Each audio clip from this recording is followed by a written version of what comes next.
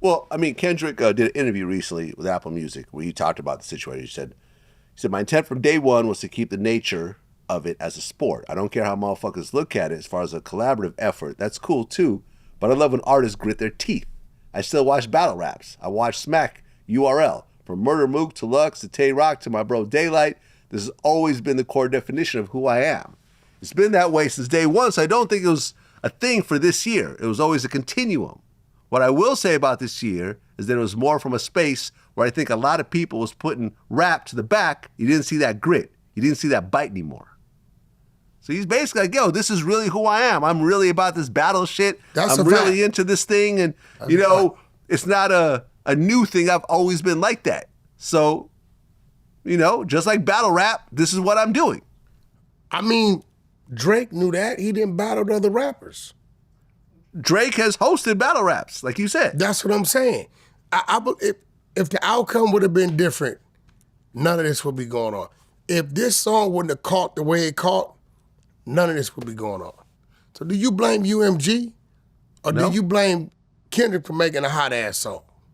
Kendrick made a hot-ass song.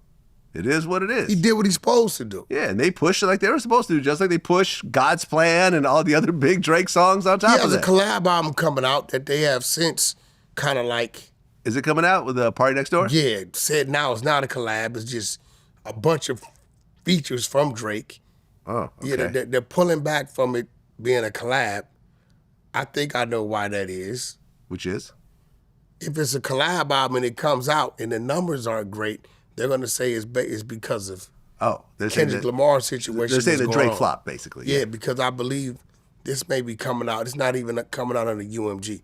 Maybe Sony or I don't know. Oh, really? Right, yeah. So, I mean, it was a collab album from out the gate. Believe he's on damn near every song. Yeah, I mean, it was supposed to drop on Valentine's Day. It was supposed to be like an R&B album, basically.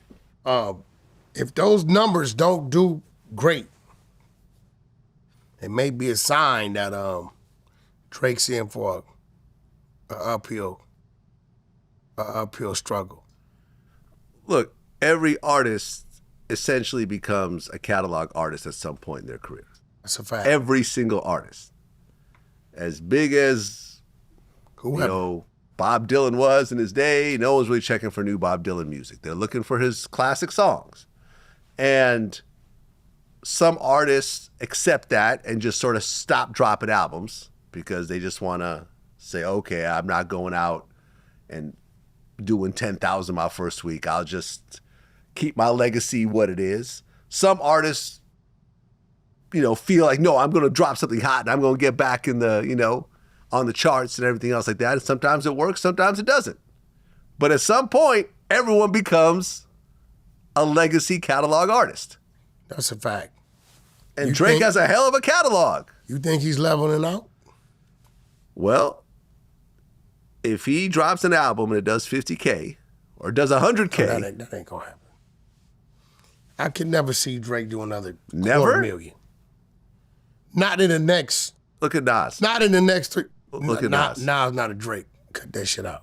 Nas is not a Drake, but Nas is one of the top rappers of all time. Definitely one of my favorites. Right. But when Nas drops an album now, even with Hit Boy and even with like really dope features and even with Grammys and so forth, it does like 20, 30,000. I can't see Drake doing under $250,000. Man, eventually he will be at that pace. Okay, 2030? Yeah. Not right now, though. No, not right now. If Drake dropped in 2025, what do you think he would do? I believe 30% under his number. Just so I put numbers to what I just said, Nas's last album, Magic 3, sold less than 16,000 copies. No, I get that. Someone who is universally respected, who could tour until his final breath, who could get a feature from damn near any artist of any genre, produced by anybody, is doing 16,000 Reflecting. copies. If Drake drops 2025, which he has to, what do you... Listen, I think all the buzz from Kendrick will ultimately help Drake. Too late for that. No, people will want to see what Drake has to say. People will want to see if he's responding. That right there will bring a big boost in and of itself. Kendrick does the Super Bowl, performs the song. Drake files a lawsuit on Kendrick and UMG. He loses the lawsuit. He drops the album top of third quarter. What do you think he'll do? Okay, so I looked it up. For All the Dogs, his last album, 400,000 first week. I would say in 2025, he drops an album. I would cut that in half. 200. I went 250. Okay. We're sort of in the same ballpark. Yeah, I said 250. He's not gonna Before I even knew. He's not going to do 400 though. No. Right. Before I even knew that 400 number, I'm saying 250. Right. So all I'm saying is we may have seen the peak of Drake in terms of, the anticipation and the reaction from the fans when he first drops. That's all I'm saying. That he may have peaked. For All the Dogs may be the start of decline.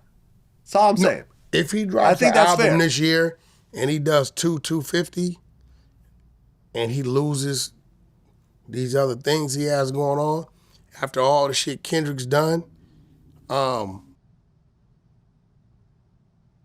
and Kendrick's face ends up on the hood of all the Teslas, I believe we won't hear another Drake album till about 2027. And at that point in time, exactly what you said will happen, 50 to 100.